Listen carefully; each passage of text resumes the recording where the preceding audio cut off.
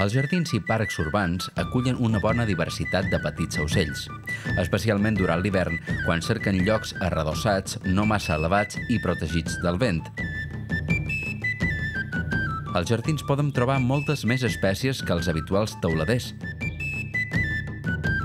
Buscarets, ulls de bou, mèrleres, tórtores o ròpids són alguns dels més habituals. Si volem atreure més aucells als nostres jardins, patis o terrasses, simplement poden posar al seu abast aliments o aigua. Per conèixer una de les formes com es pot fer, hem visitat en Biel, un jove ornitòleg, el dia que amb l'ajuda del seu amic Toni munta una menjadora al jardí de casa seva. Amb un pal, uns escaires i un parell de fustes construirà una plataforma molt senzilla. Els escaires que hem posat ara serveixen per fer de suport per quan haguem posat la plataforma que el que és el conjunt se mantengui estable. Si se posa una coberta o se vol, se poden col·locar 4 escaires en vez de 2 per donar-li més suport al conjunt i així, quan fa vent, no sofresqui el que és el porxo, diguem, de la menjadora. Per l'experiència d'altres anys, en Biel sap quins són els aucells que possiblement freqüentaran la seva menjadora. Normalment solen venir els pinsans, molts de gorrions, que són els més abundants, els verderols també poden venir els ròpids, els teuladers de barraca, els corroges també solen venir bastant, i altres ocells com la cadernera, el gafarró, fringíl·lids. És indiferent l'hàbitat on ens trobem. Les menjadores atrauran els aucells d'aquell entorn.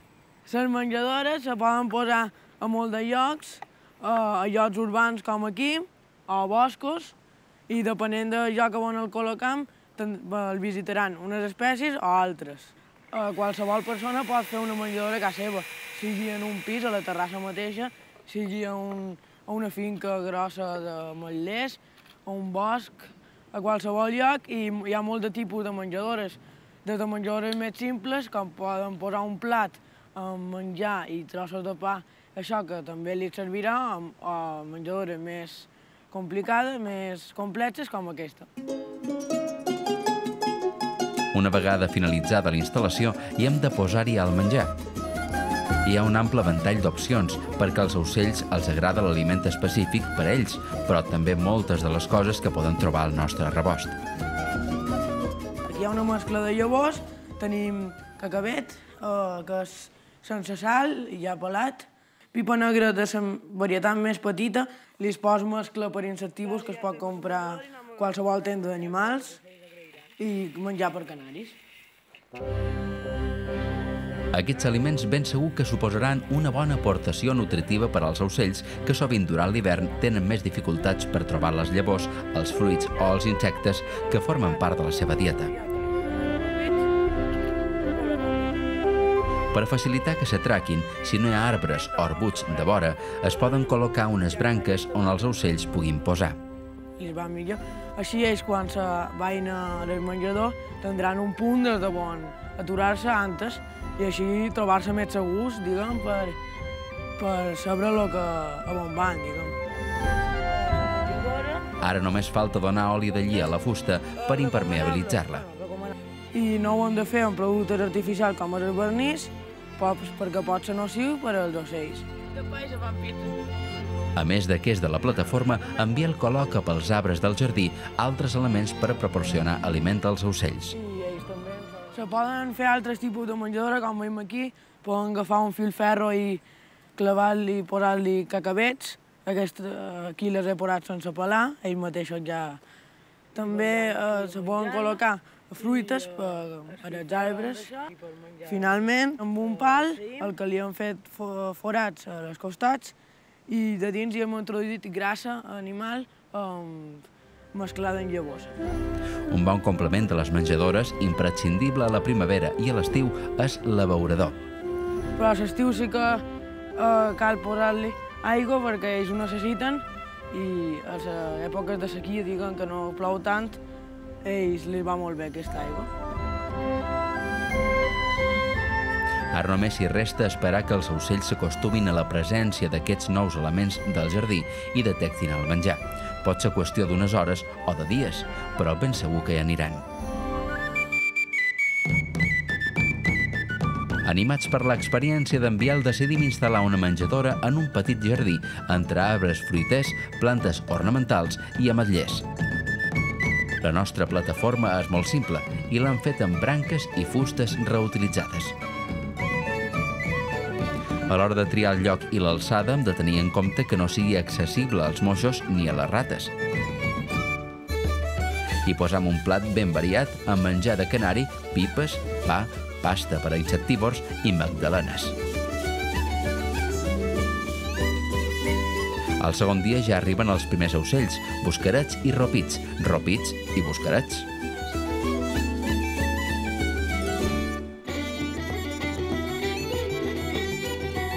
Les primeres visites són ràpides, sembla que estan insegurs, però l'activitat és intensa. Ens sorprèn l'atracció dels ocells per les magdalenes, el menjar preferit dels nostres convidats.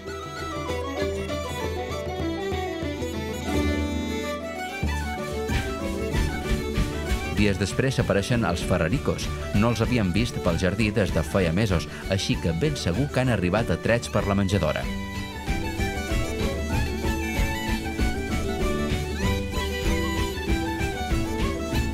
I afegim una mescla de saïm amb llavors, que també sembla que els agrada, així com els cacauets i les nous.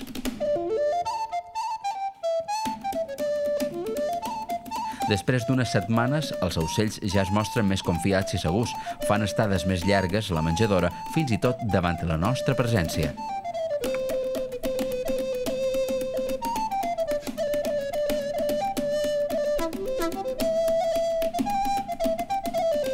Si la menjadora és visible des de diversos punts de la casa, ens proporciona una bona distracció, podem treure bones fotos i conèixer els costums dels nostres petits veïns. Fins i tot els podem arribar a conèixer individualment.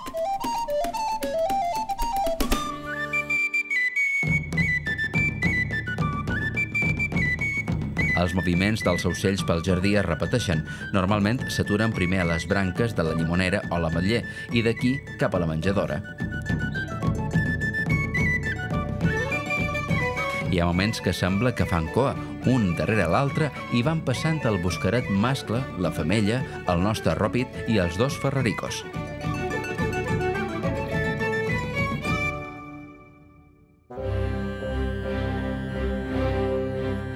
Interessats pel món de les menjadores, anem a Costitx, on en Maties, expert ornitòleg, en té una bona mostra de diferents models.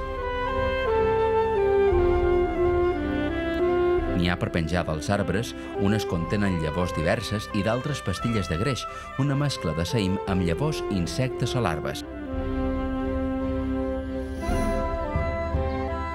En un altre arbre hi ha una plataforma penjada on hi ha posat pasta per a insectívors, cacauets i pera. Els ocells que les visiten són els habituals, els buscarets, ropits i ferraricos. Aquest tipus de menjadores es venen a establiments especialitzats, encara que la millor manera d'adquirir-les a Mallorca és a través d'internet. Als països anglosaxons són productes habituals. Es calcula que la meitat dels habitants del Regne Unit alimenta els ocells del seu jardí.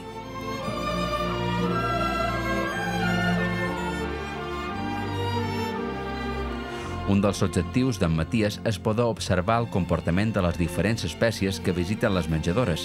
Per això disposa d'una white ben original, una cadira plegable que es cobreix amb una capa amb orificis per al telescopi o el teleobjectiu. Un bon amagatall per fotografiar i seguir els moviments dels ocells mentre mengen.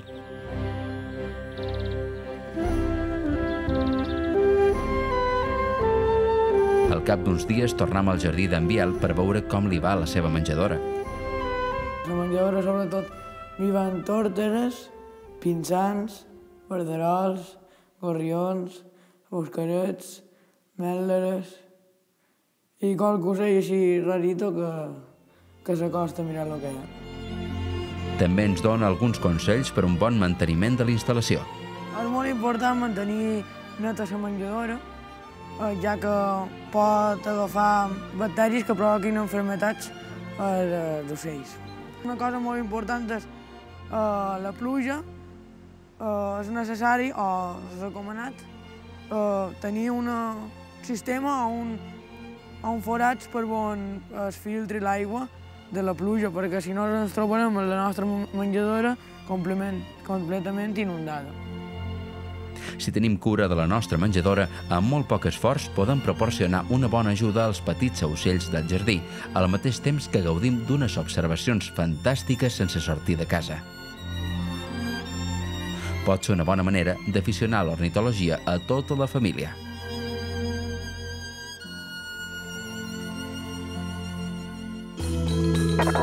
Recorda, durant l'hivern l'aliment habitual de molts petits ocells és més escàs. Hi ha menys insectes, fruits i llavors. Les menjadores de jardí proporcionen una bona ajuda als ocells, a més d'hores de distracció als aficionats. Hi ha molts aliments que els agraden, els específics per a ocells o els que trobam al nostre rebost, sempre sense sal i millor sense cuinar. Poden construir una menjadora senzilla o comprar-la a través de pàgines web especialitzades.